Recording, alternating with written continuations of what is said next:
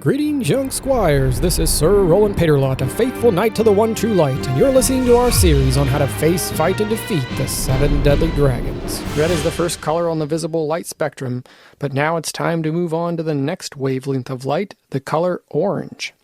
So what goodness, beauty, and truth does the color orange reveal to the world? Well, orange is the color of joy and creativity. It is the color of a beautiful sunset or sunrise, and each sunset and sunrise is unique, just like each person is unique. Each sunset and sunrise is a creative masterpiece by the divine artist that gives us hope, awe, and wonder. And when this color does what it's designed to do, we marvel at the beauty of every person and all of creation. The fall, when I think of the color orange the most.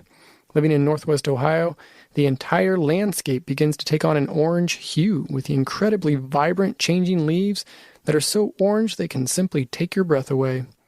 All the crops that were planted in the spring have completed their growth cycle, and when they were harvested, they too filled the landscape with a golden orange color, signifying the end of a season in the same way that the setting sun signifies the end of the day.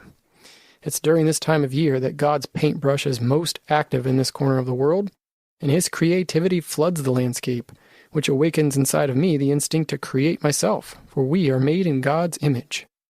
Orange is the only color with a fruit named after it. Unless, of course, they named the color after the fruit. But my guess is the first person who discovered the citrusy fruit looked at it and said, "Wow, this is really orange." And the name just stuck. Oranges are quite healthy, loaded with vitamin C that helps us fight off nasty viruses in the winter and strengthens our immune system. And orange is indeed a color that signifies health. The color orange is also positive. It communicates, it uplifts, it warms, and encourages, and it is optimistic. Orange is also the color of fire. Fire reveals the qualities of orange that we just mentioned. It creates an ambiance and warmth that can provide life-giving heat, romance, and a way of preparing food. And it is fire that reminds us of free will. Both fire and free will have a tremendous power to create, uplift, and sustain life when it is disciplined and controlled. But we also know fire has the power to destroy, tear down, and cause death if it runs wild, just like free will. Perhaps that's why a dragon breathes fire. Dragon fire is precisely the result of taking what is good, true, and beautiful about the color orange and distorting it into something evil, false, and ugly. And so, when orange is corrupted, the orange dragon emerges. The orange dragon is a direct offspring of the red dragon. And I told you before that you needed to learn to slay the red dragon of pride with the sword of humility, or the orange dragon of envy would surely defeat you. When orange is corrupted, beauty becomes not a source of joy and creativity, but a source of sorrow. The uniqueness of every person is seen as a threat, because we lose the sense of uniqueness in ourselves. All of life becomes a competition, and its decay is evident when we look outward and feel spite.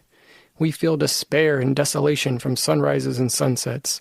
The corruption of orange is a daughter of the corruption of red, as it naturally follows red. And so our focus is on self, just like pride from the red dragon. And all other people are seen as a threat instead of a masterpiece. Consolation comes from the failure of others, and a supreme sadness is felt when we see creativity and joy in others. We call this deadly sin envy. And so I will name this orange dragon Envidia, which is the Latin name given by the legendary dragon slayer St. Gregory the Great. It comes from the word invidere, which means to look upon. Envidia wants you to constantly look upon others as a threat. Envidia is a daughter of pride because pride comes from not trusting God, and the root of envy is pride. When we don't trust that God loves us for who we are, his beloved sons and daughters, then we think we need to earn his love. We create and work hard just to try to earn God's love instead of creating simply because we love God. Love becomes a competition, which means the more God loves somebody else, the less he must love me. That's why envidia entices us to feel sorrow when others create beauty or do great things, and joy when others fail and stumble. And so I must now give you the battle cry to the orange dragon. When discussing the red dragon, I told you that I created battle cries for each of the dragons, and they all rhyme. As I recite this new battle cry, listen close for the 4 secret ingredients to slaying the dragon: the color and sin of the dragon, the legendary slayer who can train us, the weapon to fight the dragon, and the armor to protect us. I now give you the battle cry of the orange dragon. There's a dragon whose scales are the color of fire.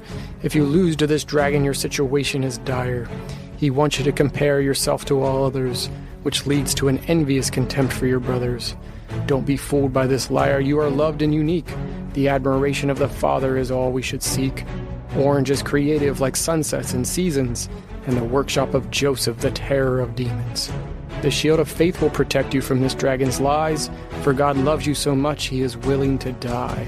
So stay holy, young slayers, and until we meet again, I'll leave you under the protection of St. Michael the Great Archangel, St. Joseph the Terror of Dragons, and Mary, Queen of the Angels, Our Lady of Grace, and the woman whose seed crushed the head of the dragon.